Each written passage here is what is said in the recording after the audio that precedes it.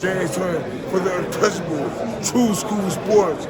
Let's go, baby. Bow! Be careful what you wish for because it can become a reality. Yeah. The untouchable True School Sports Empire. And y'all know the rest, man. Now listen, this is my post-fight review for Jan Paul Rivera versus Daniel Bailey. And the result of the fight is a Jan Paul Rivera 6-round stoppage. You know, really a good fight. I did enjoy the fight. First and foremost, credit to Jan Paul Rivera. He did his thing, man. He was very patient in this fight. I think if you're looking at this fight from like a development standpoint, because Jan Paul Rivera, you know, he's a highly touted prospect for MVP promotions. He's managed by Amanda Serrano. He signed to Jake Paul. He was you know, pretty good Puerto Rican amateur. So I think tonight for him was the perfect learning fight because, you know, he had a little bit of everything. You know, he was fighting a guy in Bailey who you know, normally Bailey campaigns at 130. Bailey came down for this fight, took this fight believing that he could win, and you know, he did come to win. Like, he wasn't no punk. He didn't go out there and not try to win. But the thing with Bailey is, and I speak as someone who, I love Bailey. Like, know him, he's my friend. But just being objective here, Bailey's a fighter that has, for a long time, relied upon his reflexes. And it works against, you know, guys who are not compact punchers. But when you get a compact puncher like a Rivera, it's only a matter of time before, you know, you get, you know, touched the wrong way and get hurt. And that's what happened. Bailey would box very well in spots the first round.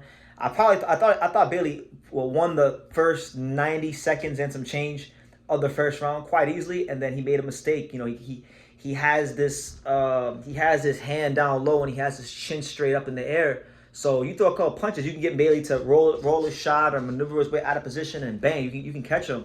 So that's what Rivera did. Rivera caught him with a left hook in the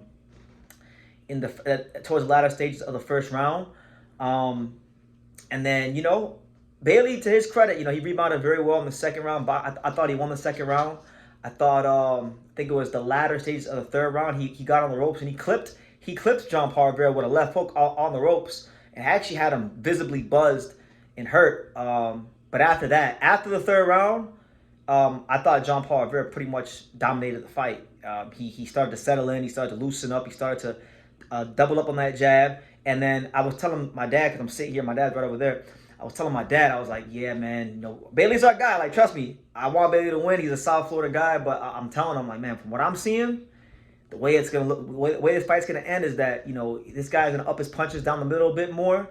Bailey's going to get caught with a right hand down the middle, and he's going to get hurt, and he's going to get stopped. And that's exactly what happened. He caught him in the 6th round with a right hand down the middle. And after that, you know, Bailey really didn't have any answer for him. He couldn't keep him off. He couldn't do anything with Jan Paul Rivera. So look, Rivera, statement win for a lot of people tonight. You know, we're in a slow period for boxing this month. This is the only boxing on tonight. So for the hardcore boxing fans, this may have been your first time watching Jan Paul Rivera. This is my first time watching him fight live. You know, I'd watched a couple fights, but I think this is a great learning fight for him. He passed the test immensely, and he looks like he's ready to continue stamping himself as one of the guys to watch in the featherweight division. And you know, I like him because I'm very hard on these Puerto Rican fighters. You know, people will say, BT, aren't you Puerto Rican? And I'm like, well, yeah, my dad's Puerto Rican, so therefore that makes me Puerto Rican. But I'll be very hard on these Puerto Rican fighters sometimes because, especially the ones from the island, because I feel like a lot of them fight the same. They don't feint. They don't like have a versatile punch selection. And don't get it twisted. I still think there's some questions with Jan Paul Rivera that got to be answered. But one thing I like about him from what I've seen in this fight was just his patience, his poise, his ability to not get frustrated and continue to box very patiently and strongly. And one thing I like about him is he fights with authority. He fights with authority. You know, in all of his fights, he had a 50% KO ratio tonight coming into this fight. But if you go and you watch his other fights, even the fights where he wasn't getting knockouts, he's a guy that fights with authority and those good straight professional grown man punches. So, you know, I think that's gonna serve him well. I think inevitably though, you know, where the rubber's gonna meet the road with him is when he fights an elite counterpuncher. Bailey's he's a solid counterpuncher, but he's too much of a reflex fighter. So you just kind of knew at some point, you know, Bailey was gonna go and get clipped with the wrong shot. and wasn't gonna have anything to keep him off, and that's what happened. That's what happened. So listen, what is that? That's 3 losses for Bailey now. Bailey got stopped by Fierro. He lost to Edward Vasquez in a tough fight, and now he lost this fight. So I don't know where Bailey goes from here. What I can say about Bailey, speaking as someone, as a boxing fan, and then speaking as someone who really wants to see him win, he needs to really.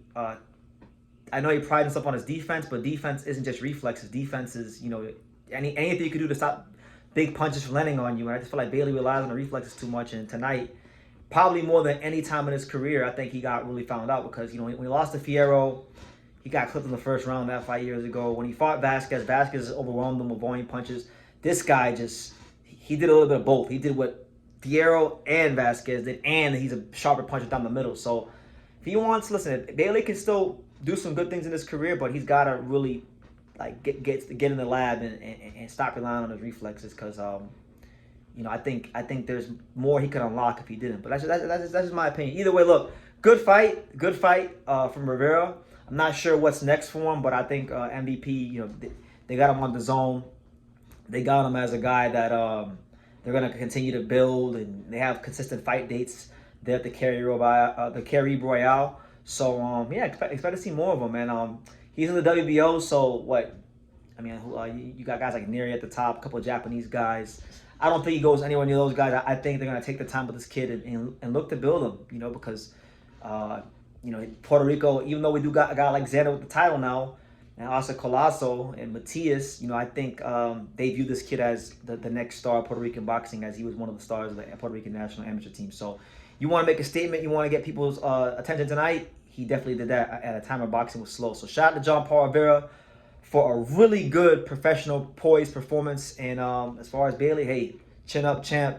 Just got to really correct some things. But leave your comments down below. Make sure you guys take time to subscribe. And like I say in every single one of these videos, you can love me or you can hate me.